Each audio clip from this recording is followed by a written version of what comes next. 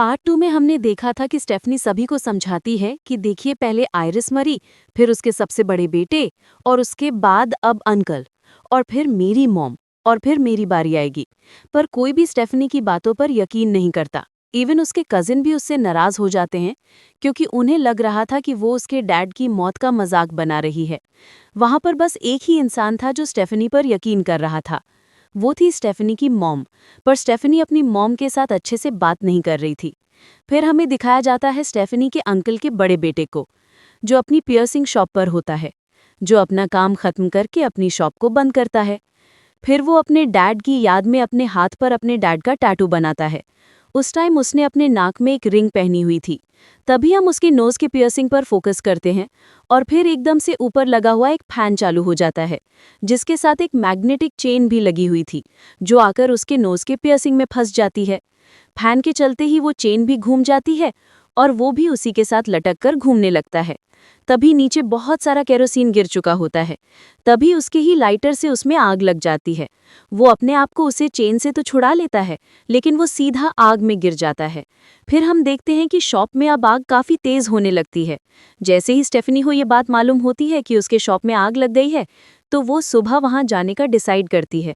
लेकिन अंकल का बड़ा बेटा उनकी गाड़ी के सामने आकर उन्हें रोक देता है। हैरानी की बात तो ये थी कि उसके बाजू के अलावा उसे कहीं पर भी चोट नहीं लगी थी। तभी ये सब यहाँ बात ही कर रहे होते हैं, तभी तेजी से एक ट्रक आ जाता है। फिर वो वहां पर भी बाल बाल बच जाता है। ये देखकर वो स्टेफनी से कहने लगता है कि देखो, मैंने कहा था ना मुझे कुछ नहीं होगा।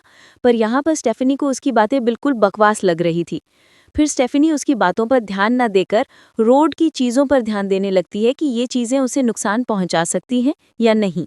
तभी वहां पर आकर एक कचरे की गाड़ी खड़ी होती है। तभी स्टेफनी अपने कजिन को उससे दूर रहने को कहती है, लेकिन वो जाकर उस गाड़ी के पास खड़ा हो जाता है। तभी वो स्टेफनी से कहता है कि तुम तो कुछ ज़्यादा ही सोचे जा रही हो। और तभी उस लड़के की बहन वॉक करने के लिए निकल जाती है, और तभी बॉल आकर सीधा उसके सर पर लग जाती है, और वो सीधा गार्बेज बास्केट के अंदर गिर जाती है। और तभी गाड़ी वाला उसे गाड़ी के अंदर डाल देता है। और ये सब होते हुए वो तीनों भी देख रहे थे। और तभी जल्दी से जाकर तीनों गाड़ी को रोकने की कोशिश करते हैं। स्टेफनी अपनी जान की परवाह किए बिना उस गाड़ी के ऊपर चढ़ जाती है। लेकिन तभी स्टेफनी देखती है कि गार्बेज के अंदर कचरा क्रश हुए जा रहा था, और वो लड़की का शरीर भी क्रश हुए जा रहा था, और देखते ही देखते उसके टुकड़े हो जाते हैं। स्टेफनी के हाथ में बस उस लड़की का हाथ रह जाता है, और देखते ही देखते दर्दनाक तरीके से वो मारी जाती है। और उसकी मौत से सभी लोग बहुत ज़्यादा डिप्रेस्ड हो जाते हैं। तभी स्टेफनी का भाई स्टेफनी से कहता है कि तुम ठीक थी। लेकिन इस टाइम स्टेफनी को अपनी थ्योरी पर यकीन ही नहीं हो रहा था, क्योंकि उसे लग रहा था कि जो लड़की मरी थी उसकी जगह तो उसके भाई को होना चाहिए था। तभी यहाँ पर उसकी आंटी एक बड़ा सच रिवील करती है कि असल में वो लड़का स्टेफनी के अंकल का बेटा था ही नहीं।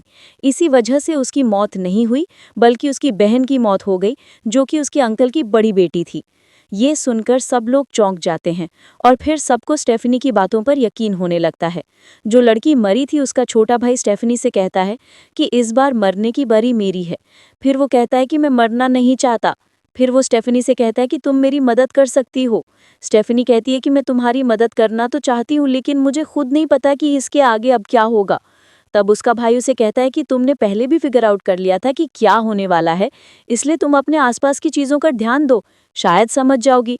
और फिर स्टेफनी को याद आता है आयरिस, यानी उसकी ग्रैंड मॉम ने उस लड़के के बारे में बताया था जो उस टावर में बच गया था।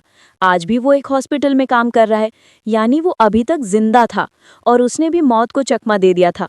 और तभी सभी के सभी उसके पास जाने का डिसाइड करते हैं।